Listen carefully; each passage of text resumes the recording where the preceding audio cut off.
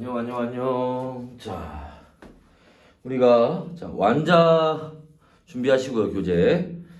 자, 완자 12페이지에 나오는 화학과 우리 생활 얘기를 좀 해보려고 합니다. 그 화학과 우리 생활에서는 뭐 우리가 몰이라든지 화학 반응식처럼 아니면 뭐 농도처럼 뭐 계산하는 문제가 나오진 않아요. 여기는 개념 정리를 잘 해놓고 필요한 것들은 좀 암기도 좀 해야 되고 그렇게만 해놓으면 문제를 푸는 데는 뭐 큰 문제는 큰 뭐 어려움은 없을 테니까 자 보도록 합시다.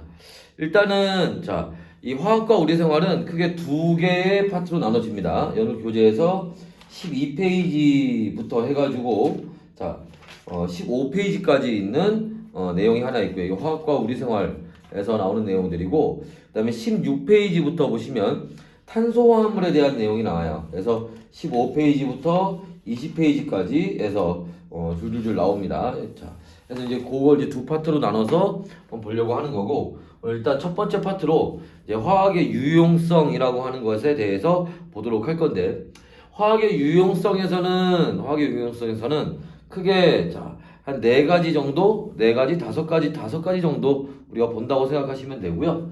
자, 그래서 먼저 처음에 보는 게 뭐냐면 우리가 의식주 생각하시면 됩니다. 의식주 중에서 식량에 대한 얘기를 좀 먼저 볼게요.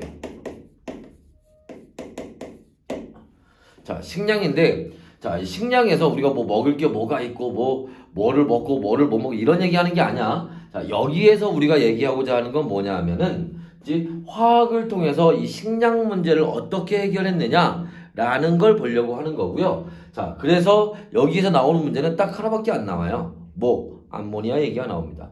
무슨 말이냐면 자, 질소가 있어요.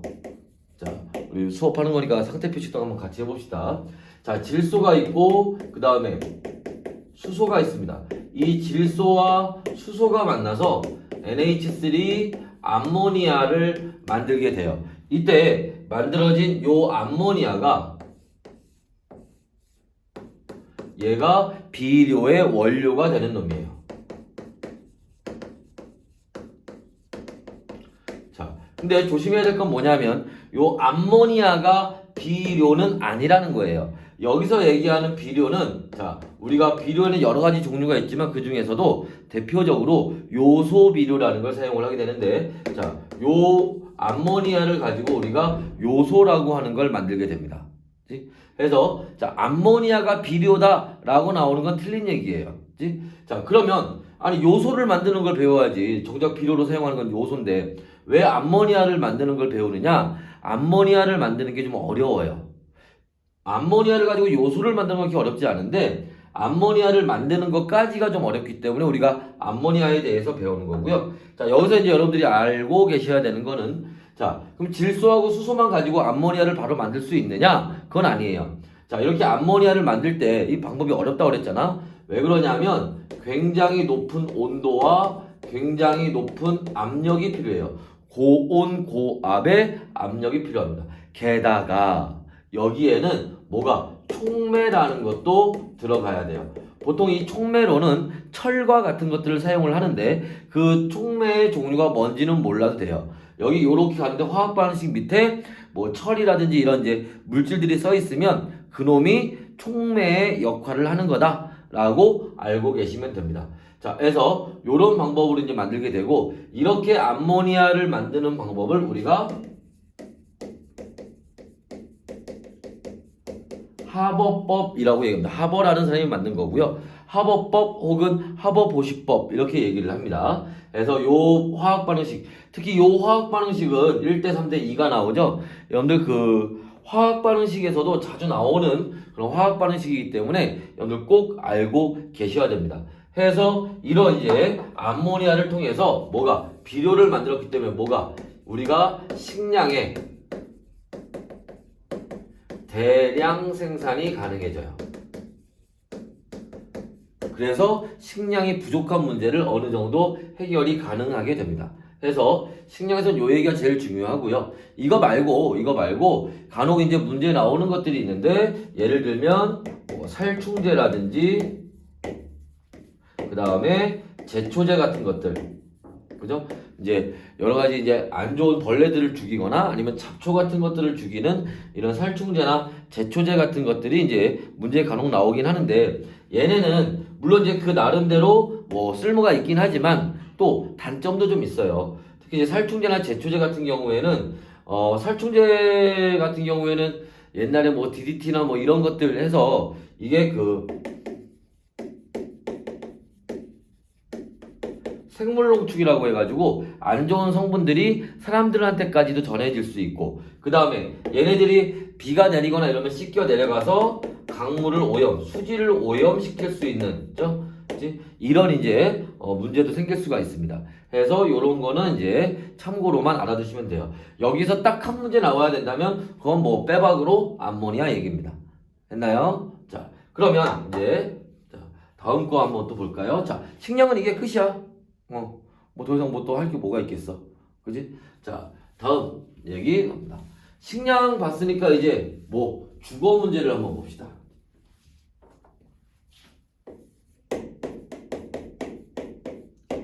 주거 문제를 볼 건데 집 짓는 거 얘기하는 겁니다. 자, 여기서도 뭐 집의 종류가 어쩌고저쩌고 뭐 이런 거 배우는 게 아닙니다. 이 집을 짓는 재료가 있어요. 그치? 그래서 이 집을 짓는 재료로 여러 가지 것들이 이용되는데 여기서도 원픽으로 나오는 거는 딱 하나예요. 철근 콘크리트라고 하는 겁니다. 철근 콘크리트라고 하는 거는 말 그대로 철근과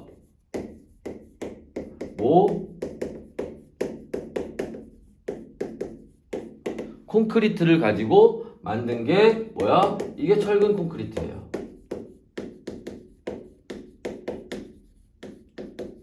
자, 이때 자, 이 철근은 휘어지는 힘에 굉장히 잘 견뎌요. 그래서 자, 얘는 잘 휘어지지 않는다. 그 다음에 콘크리트는 누르는 힘, 압축이라고 하는데 이 누르는 힘을 잘 견뎌요. 잘 압축되지 않는다. 그래서 요 두 개를 해놓으면 철근 콘크리트는 잘 휘지도 않고 잘 압축되지도 않아요. 그러니까 무슨 말이냐면 예를 들어서 요렇게 자, 여기 아파트 살면 아파트 바닥 있잖아. 그지? 바닥에 요렇게 이제 철근 콘크리트가 들어가 있는데 여기에 요 밑에다가 요 아래쪽에다가 이렇게 철근을 요렇게 깔아놔요. 그러면 자, 만약에 이제 위에 이제 뭐 가구를 올려놓는다든지 이래서 이게 휘어질 수가 있단 말이야. 그럼 요렇게 휘어지겠죠. 그지? 그리고 요 안에 있는 뭐도 철근도 요렇게 휘어질 거예요. 그지? 그럴 때 요 위에서 이렇게 뭐 하겠어? 압축되겠지. 근데 콘크리트는 이 압축되는 거를 잘 견딘다는 거예요. 그 다음에 요 밑에서는 어떻게 되겠어? 여기 분홍색보다 보라색으로 봤을 때 더 길어졌지. 얘가 이렇게 늘어나는 힘이 작용을 하게 됩니다. 근데 철근은 이 늘어나는 힘을 잘 견딘다는 거예요.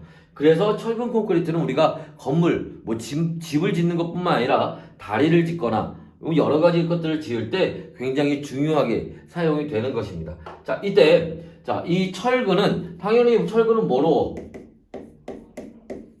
철에서 얻게 되겠죠. 그 다음에 콘크리트는 뭐로 만드는 거야? 콘크리트는 시멘트, 자갈, 모래, 그렇죠? 그래서 이런 것들을 섞어서 우리가 만드는 게 바로 이 콘크리트라고 하는 거예요. 물론 여러분들 이제 문제 풀다 보면 요 시멘트에 대한 내용이 나오기도 할 겁니다. 여러분들 교재 지금 13페이지 쪽에 한번 보시면은 나와 있는데, 자, 거기에 보시면은, 자, 여기 시멘트에 대한 얘기가 나올 거예요. 시멘트는, 자, 여러분들 탄산칼슘 들어봤죠? 그치? 석회석이 있는데, 문제에 따라서 요거 조금 더 시멘트에 대해서 좀 더 구체적으로 나오는 학교들이 있어서 시멘트는 CaCO3죠. 탄산칼슘. 얘를 가열하면 여기서 탄산칼슘과 그 다음에 CO2 이산화탄소가 이렇게 나옵니다. 이때 요 CaO 이걸 우리가 생석회라고 하는데 이 생석회하고 점토하고 섞어서 만든 게 그게 시멘트예요. 그래서 그 시멘트에 자갈과 모래를 섞어서 물을 넣어서 반죽을 하면 그게 콘크리트가 되는 겁니다. 콘크리트 뭘로 만든다고 해서 세 가지 물어보면 물 쓸 필요 없어요. 시멘트, 자갈, 모래 요렇게만 쓰시면 됩니다. 간혹 가다가 자, 석회석을 가열해서 나온 물질과 점토를 섞어서 만든 게 뭐냐 그러면 그건 시멘트라고 적어주시면 되겠죠. 해서 이제 요런 이제 얘기가 나오게 되는 거고, 철은 뭐 여러분들 철광석을 통해서 얻는 거 알고 있죠. 여러분들 아마 통합과학에서도 이제 배웠을 거 철에 재련해서 배웠을 텐데 여기서는 그런 얘기까지 그렇게 많이 나오는 편은 아니에요. 그래서 여기서는 철이다 그냥 그 정도 알고 계시면 될 것 같고요. 그 다음에 자 여기 이제 그 외에 뭐가 있니? 예를 들면 알루미늄 같은 것도 우리가 주거 문제 해결하는데 많은 도움을 줬어요. 왜냐하면 알루미늄은요 생각 우리가 알루미늄 홀 쫙쫙 찢어지는 거 그런 거 생각하시면 안 돼요. 나름 얘도 강도가 어느 정도 있어요. 그래서 강도가 크고요. 그 다음에 알루미늄의 가장 큰 특징은 뭐예요? 가볍다. 그죠? 그러니까 건물이 가볍게 지어질 수 있다는 건 더 훨씬 좋은 거예요. 근데 이 가볍다라는 거 말고 또 중요한 특징이 하나 있습니다. 뭐냐면 얘는 부식이 잘 안 생겨요. 부식이 안 됩니다. 무슨 말이야? 녹이 생기지 않는다라는 거예요. 그래서 알루미늄 같은 경우에는 우리가 샤시라고 하죠. 창호, 그죠? 건설하는데 창호를 만드는데 많이 이용이 돼요. 그 다음에 또 뭐가 있을까요? 유리 같은 것도 있을 수 있어요. 그지? 유리는 뭐 여러분들 알고 있는 것처럼 자 튼튼하죠, 그지? 튼튼한 게 아니라 투명하죠. 투명하다는 얘기를 해요. 했네. 자, 그래서 자 얘는 투명하고 여러 가지 그 외장재, 건물 벽을 만들거나 이런데 많이 이제 이용이 됩니다. 창문이 없는 건물은 좀 그렇잖아, 그지? 그래서 유리 같은 것들이 이제 많이 이용이 됩니다. 그래서 봐주시면 되고. 근데 요 유리에서 여러분들 하나 참고로 봐둘 만한 내용은 뭐냐면 요 유리는 SiO2라고 씁니다. 그죠? 이산화규소죠? 그지? 해서 이산화규소로 되어 있어요. 그 유리를 우리가 화학식으로 쓰면 요렇게 이산화규소라고 이렇게 쓰시면 됩니다. 됐나요? 자, 해서 요 얘기 같이 봐주시면 됩니다. 주거 문제는 요 정도. 여기서 이제 아까도 얘기했지만 제일 중요한 건 뭐다? 철근 콘크리트가 제일 중요하다라는 겁니다. 그죠? 자, 됐나요? 자, 다음에는 이제 뭐 의식주 중에서 식하고 주였으니까 옷 얘기 해야죠. 자, 옷 얘기를 한번 보도록 합시다.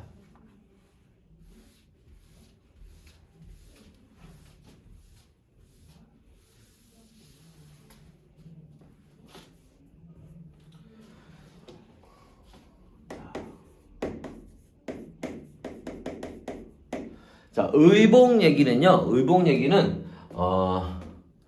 요새 뭐 패션이 어떻고 뭐 이런 얘기 하자는 건 아니고 옷을 만들기 위해서 뭐가 필요해요? 그죠? 섬유라는 게 필요합니다. 그 섬유에 대한 얘기를 하려고 하는 거예요.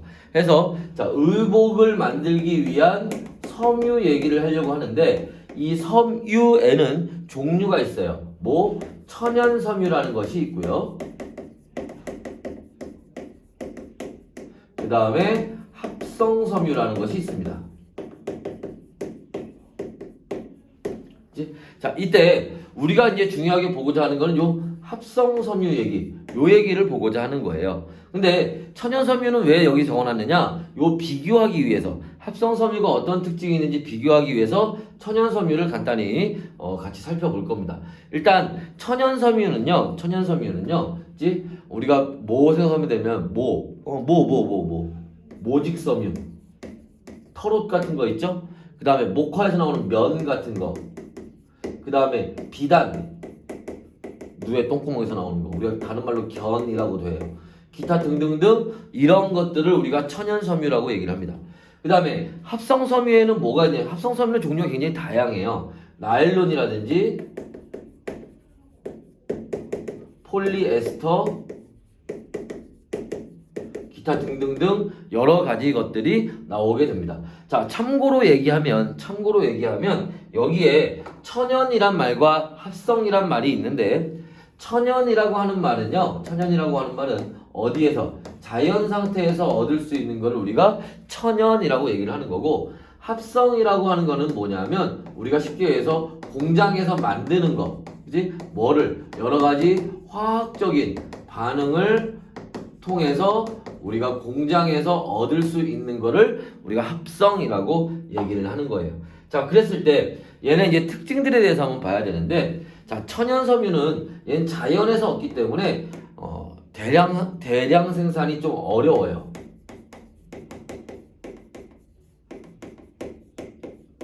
대량 생산이 어렵습니다. 그래서 막 옛날에 막 목화밭에서 막 흑인 노예들이 일하고 막 이랬잖아. 그죠? 그래서 대량 생산이 좀 어렵고요. 반면에 얘네는 공장에서 만드는 거기 때문에 대량 생산이 가능해요.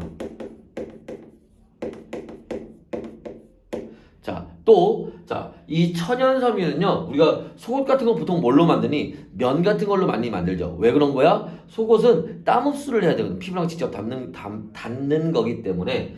해서 얘는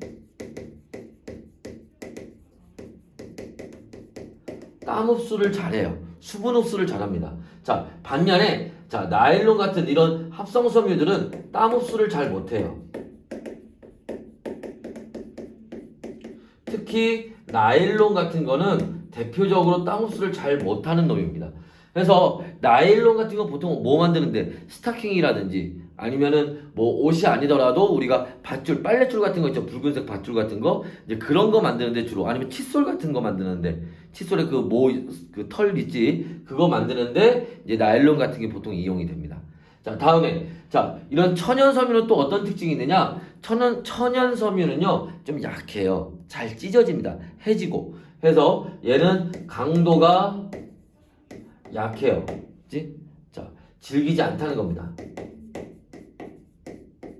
그치? 해서 옷이 금방 해지죠. 반면에 이런 합성 섬유들은 강도가 크고요, 질겨요. 그치? 나일론 같은 건 굉장히 질깁니다. 그죠? 자, 그 다음에 폴리에스터의 특징을 하나 잠깐 볼 건데, 폴리에스터의 특징은 뭐냐면 얘가 구김이 잘 안 생긴다는 거예요. 특히 이거는 폴리에스터의 특징인데, 그래서 우리가 폴리에스터를 갖고 뭘 만드느냐 하면 보통 블라우스라든지 와이셔츠 같은 거, 이런 거 만드는데 많이 이용이 됩니다.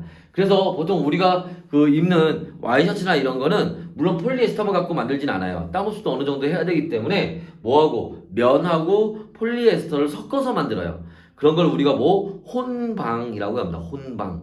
섞어서 만든다는 뜻이에요. 해서 이제 요런 이제 장단점들이 있습니다. 자, 얘네들 중에서 또 여러분들이 알아두셔야 될 건 뭐냐면은, 여기 나오는 나일론 있죠. 자, 나일론이 이제 우리가 이런 합성섬유 얘기할 때 많이 예시로 나오는 이유는 뭐냐면, 얘가 최초로 만들어진 합성섬유라서 그래요. 그 다음에 폴리에스터 있죠. 폴리에스터는 우리가 옷으로 만들어 쓰는데 가장 많이 이용이 되는, 그죠? 그런 합성섬유입니다. 그래서 이 폴리에스터 얘기가 많이 나오는 거예요. 물론 이런 애들 외에도, 이런 애들 말고도 여러 가지 기능들을 가진, 그죠? 기능성 섬유들이 존재를 합니다. 물론 그걸 우리가 다 볼 필요는 없어요. 해서 기능성 섬유 하면 뭐가 있을까? 예를 그런 거 있잖아. 방수가 돼서 비를 맞아도 물이 들어오지 않는다든지, 대신에 땀 배출은 잘 된다든지, 이런 거, 통풍성이 좋은 거, 이런 것들 얘기를 하는 겁니다. 그래서 섬유에서는 이런 얘기들, 특히 이제 합성 섬유로 이제 문제가 주로 나올 거고요. 여기서 딱 하나 찍어서 나온다면 보통은 나일론에 대한 얘기로 문제가 많이 나옵니다. 그죠? 자, 그래서 이런 얘기들이 섬유에 대한 얘기들이에요. 자, 또 지우고 다음 거 한번 볼까요?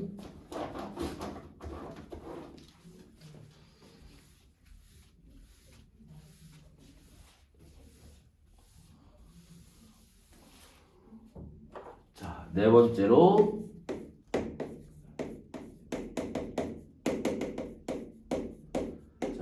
의약품 얘기입니다. 의약품. 자, 의약품은 이것도 마찬가지로 천연의약품과 합성의약품이라는 게 있는데, 천연의약품 얘기는 잘 안 나와요. 천연의약품은 여러분들 한약 먹는 거 생각하시면 됩니다. 그치? 그래서 우리가 여기서 주로 다루는 의약품은 합성의약품 얘기하는 거예요.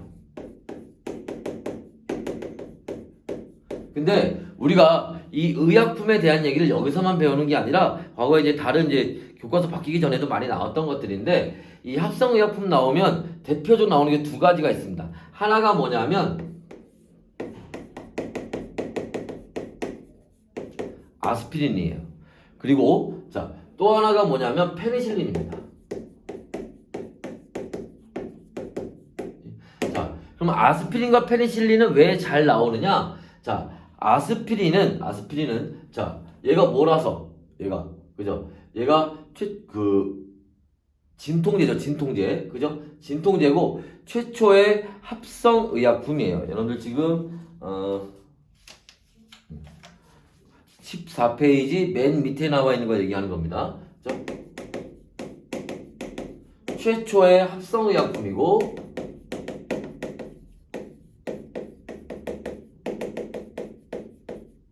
그 다음에 진통제예요. 자, 참고로 여러분들 알아두실 건 뭐냐면 진통제는 통증을 진정시켜주는 거지 얘가 병을 치료하는 건 아니에요. 네, 물론 요새는 이 아스피린이 진통 효과만 있는 게 아니라 여러 가지 다른 효능들이 있기 때문에 많이 이제 뭐 다른 기능 효능들도 문제 나오긴 하지만 일단 우리가 교과서상에서 배우는 거는 진통제로만 배우게 됩니다. 그 다음 페니실린은 최초의 항생제고요. 얘는 어디로부터? 푸른 곰팡이에서 만들게 되죠. 그래서 페니실린은 사실은 요 정도 얘기만 알고 있으면 돼요. 중요한 거 여기서 딱 원픽으로 나오는 거는 아스피린 얘기입니다. 자, 그럼 아스피린에 대한 얘기를 좀 더 보시면 자, 아스피린은 어떻게 해서 만드니? 자, 우리 물질들 중에 살리실산이라는 물질이 있어요. 이 살리실산이라는 물질은 버드나무에 보면 이 버드나무에 진액이 있어요.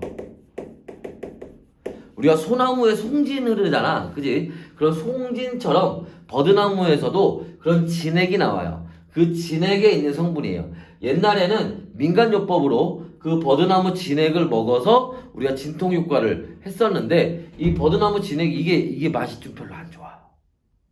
별로 안 좋다는 부작용이 있어요. 그래서 이걸 좀 먹기 편하게 만들어 놓은 게 아스피린이에요. 그래서 아스피린을 어떻게 만드느냐? 살리실산에다가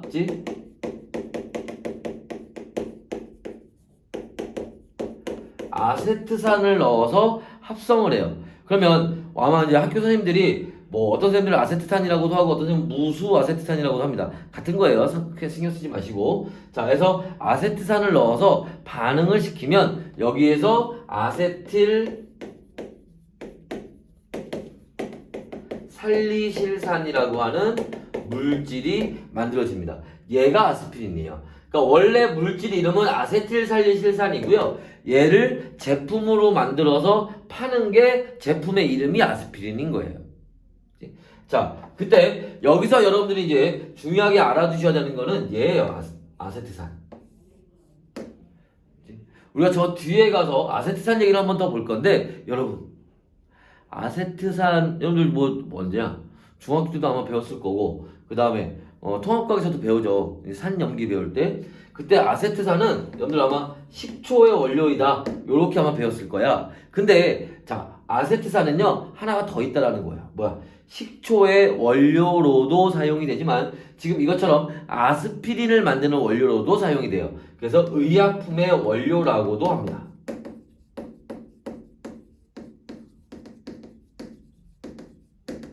오케이? 그래서 얘는 요 얘기를 좀 잘 알아두셔야 된다. 그래서 아세트산 얘기. 여기 학교에서 선생님들이 이런 이제 그 만드는 과정을 막 여러 가지 그 구조식이나 기호를 써서 막 표현해 주시는 경우가 있는데 이제까지 그렇게 문제 나온 적은 없었어요. 그치? 그래서 봐주시면 되고.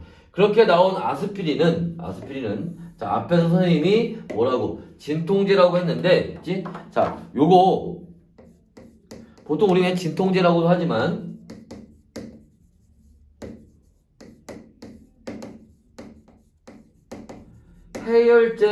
해열제로 나오는 문제들도 있어요. 마찬가지입니다. 아스피린은 진통 효과도 있지만 해열 효과도 있어요. 체온을 낮추는 거지. 막 몸이 뜨거워졌을 때. 그래서 진통제 혹은 해열제라고 해도 맞는 얘기예요. 그치? 자, 그래서 요게 의약품에 대한 얘기입니다. 그죠? 자, 그 다음에 이제 하나 더 봅시다. 이번엔 뭐 볼까요? 그치?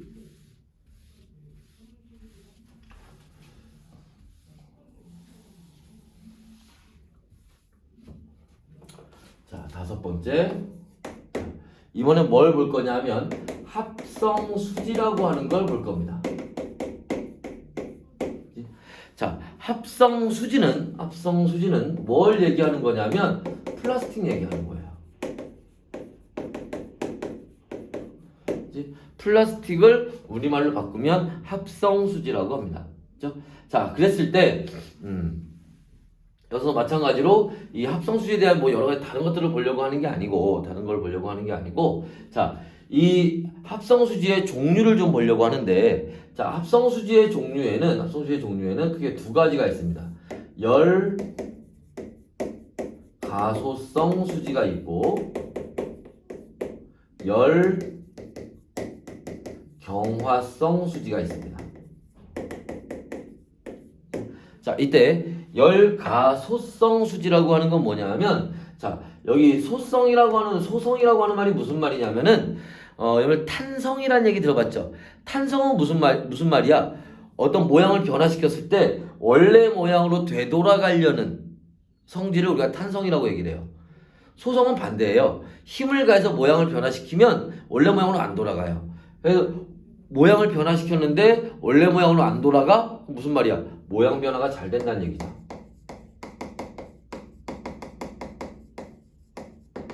그래서 열 가소성 수지는 열을 가하면 모양이 변해요. 그래서 자, 이 열 가소성 수지는 일단 보통 우리가 비닐봉투 같은 거 있지.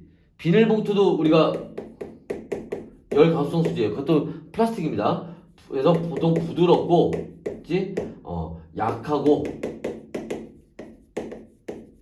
그래서 열이나 힘을 가하면 모양 변화가 잘 돼요.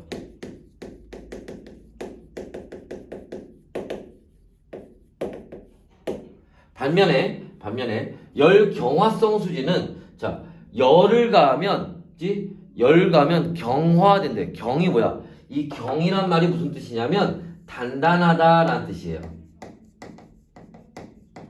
열을 가하면 경직되다 뭐 그럴 때 쓰는 거야.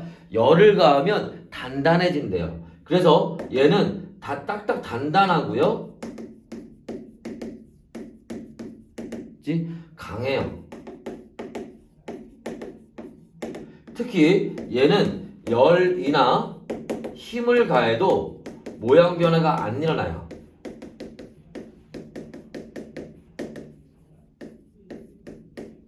그래서 얘는 보통 열을 가하는 거, 예를 들면 뭐가 있을까요?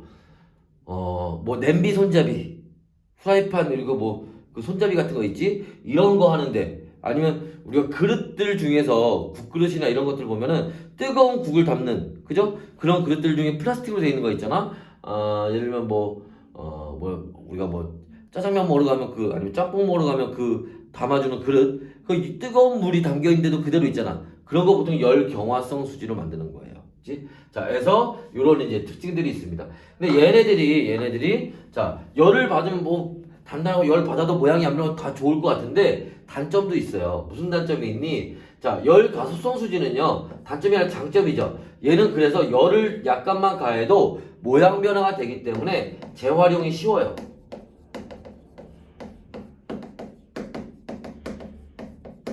반면에 얘는 열을 가해도 모양이 안 변하기 때문에 이제 어떤 뭐 깨지거나 이랬을 때 다른 걸로 만들기가 좀 어려워요. 그래서 얘는 재활용이 어려워요.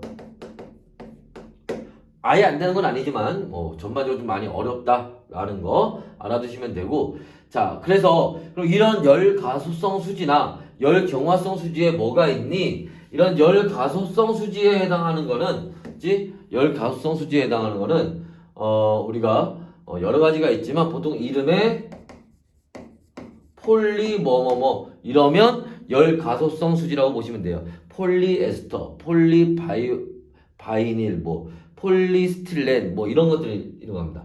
반면에 열 경화성 수지는 무슨 수지 그러면 보통 이건 열 경화성 수지예요. 뭐 페놀 수지, 그 다음에 요소 수지, 멜라민 수지 뭐 이런 식으로 해서 무슨 수지 이러면 보통 열 경화성 수지라고 생각을 하시면 됩니다. 그렇죠?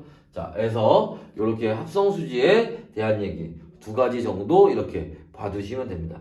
해서 자, 이런 것들이 우리 생활에 이용이 되는 아이들이죠. 그치? 자, 그래서 의식주, 그 다음에 합성의약품, 그 다음에 합성수지에 대한 얘기를 봤습니다. 자, 그래서 여기까지가 1단계고요. 그 다음에 이제 우리가 탄소화합물에 대한 얘기 이제 2부에서 시작을 합니다.